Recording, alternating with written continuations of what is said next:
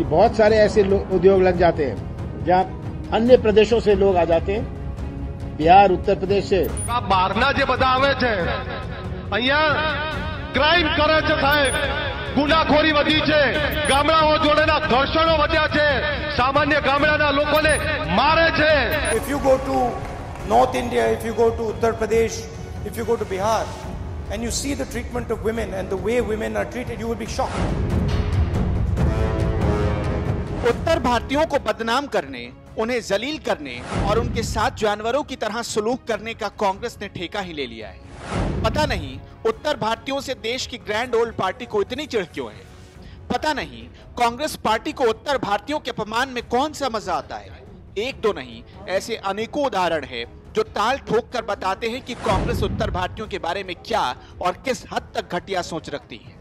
ज्यादा दूर जाने की जरूरत नहीं. कुछ ही दिन पहले ग्रैंड ओल्ड पार्टी के अध्यक्ष राहुल गांधी तमिलनाडु के एक कॉलेज में बोल रहे थे, लेकिन बोलते बोलते आखिर बेपर्दा ही कर गए अपनी पार्टी की सोच को. राहुल ने कहा कि उत्तर भारतीय महिलाओं से बेहतर स्थिति में है दक्षिण भारत की महिलाएं. राहुल ने यह भी कहा कि उत्तर भारतीय महिलाओं के साथ जो व्यवहार होता है उसे देखकर आपको हैरानी होगी. जाहिर सी बात है, ऐसा बोलकर राहुल उत्तर भारतीय समाज पर चोट करना चाहते थे. राहुल की भाषा में अपमान की बू आ रही थी. वो उत्तर भारत की महिलाओं का अपमान कर रहे थे. दिल्ली के शीश महल में रहकर राहुल ने उत्तर भारत में महिलाओं की हालत पर जो ज्ञान अर्जित किया था उसमें खोट ही खोट थे. राहुल का ये बयान उन महिलाओं का आत्मविश्वास और मनोबल तोड़ने वाला था. सुनिए राहुल ने कैसे दक्षिण भारत में महिलाओं का वोट हासिल करने के लिए यूपी और बिहार की महिलाओं का अपमान कर दिया. I think the way Indian women are treated leaves a lot to be desired. I think South India is significantly better than North India on this front. It's true. If you go to North India, if you go to Uttar Pradesh, if you go to Bihar, and you see the treatment of women and the way women are treated, you will be shocked. वैसे UP और बिहार के लोगों के साथ इस तरह का व्यवहार कांग्रेसियों की पुरानी फितरत रही. एक दो नहीं, कई बार कांग्रेस ने यूपी बिहार के लोगों पर हो रहे जुल्म और अत्याचार पर आंखें मूंद ली.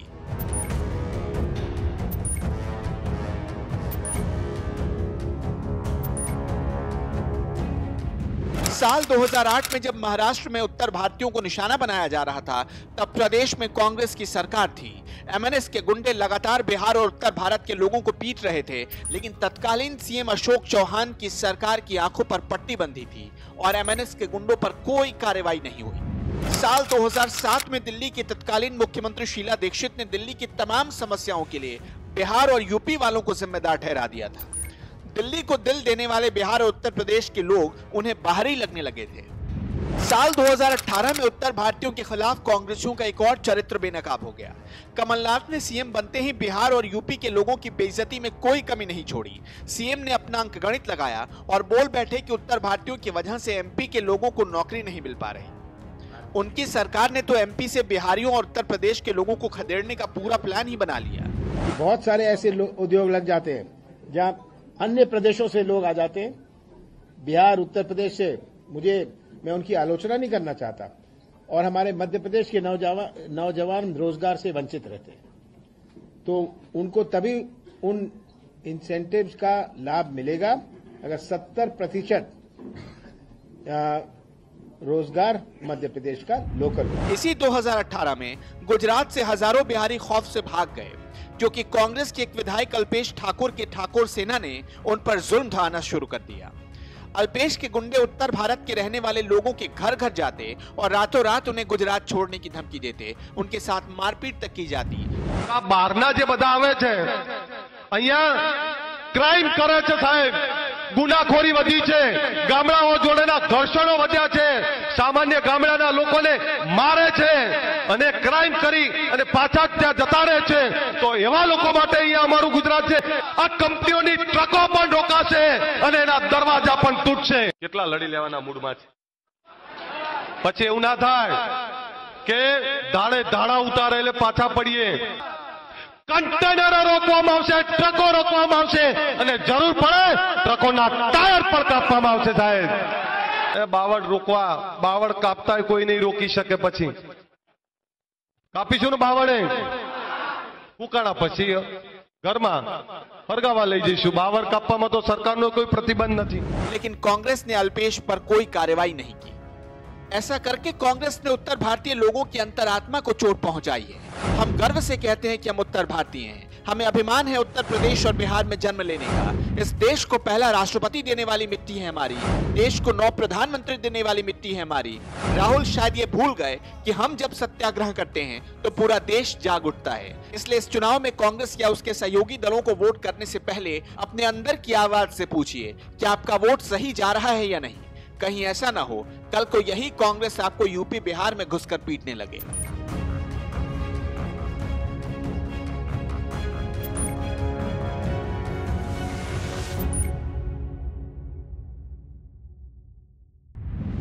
भाई और बहनों, कानपुर उद्योगों का शहर है और उद्योगों के लिए अच्छी बिजली, इसकी व्यवस्था ये सबसे पहली प्राथमिकता होती है।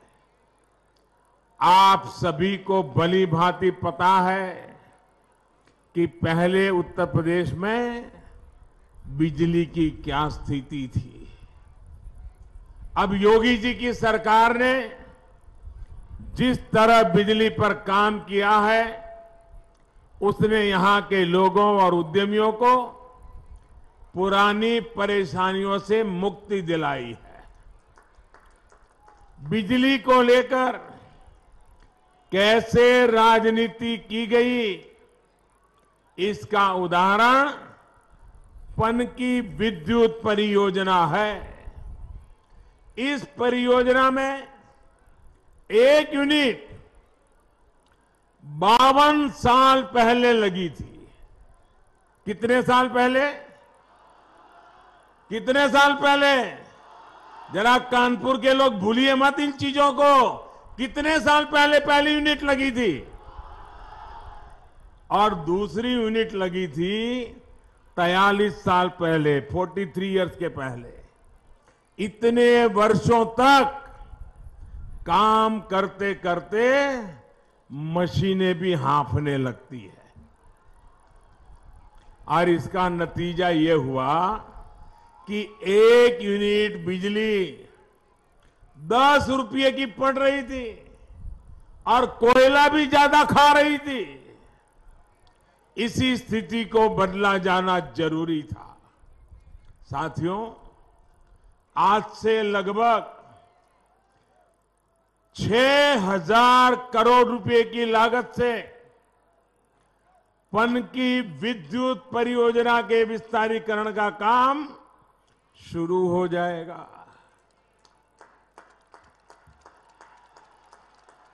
इससे जो बिजली बनेगी वो आधे से भी कम कीमत में उपलब्ध हो पाएगी और प्रदूषण में भी कमी आएगी। और मेरे कानपुर के भाइयों बहनों, हमारे काम को आप जानते हैं ना? जानते हैं ना? जिस काम का शिलान्यास हम करते हैं उसका उद्घाटन भी हम ही करते हैं। इसका मतलब ये हुआ कि 3 साल के अंदर जब ये कारखाना पूरा हो जाएगा तो उसका उद्घाटन करने के लिए भी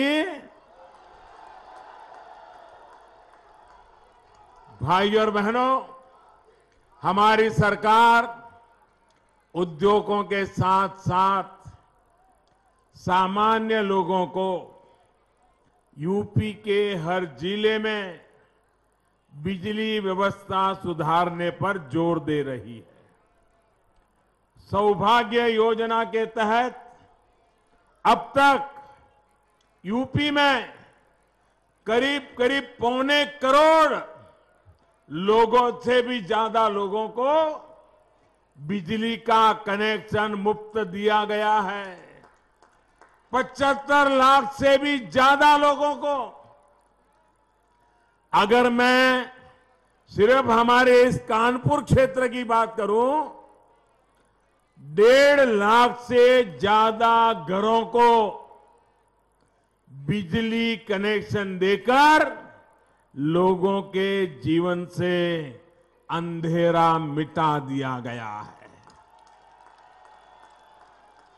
सरकार द्वारा ये भी सुनिश्चित किया जा रहा है कि किसानों और सामान्य जनों को पर्याप्त बिजली मिल पाए।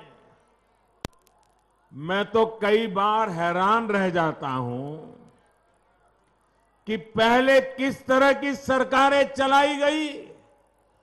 सोचिए, कानपुर जैसा औद्योगिक नगर, आर्थिक गतिविधि से दौड़ता नगर, ऐसी स्थान पर 1.5 लाख घर शाम होते ही अंधेरे में डूब जाते थे। अगर उन सरकारों की नीयत गरीब का भला करने की होती तो ये अंधेरा बहुत पहले दूर हो चुका होता।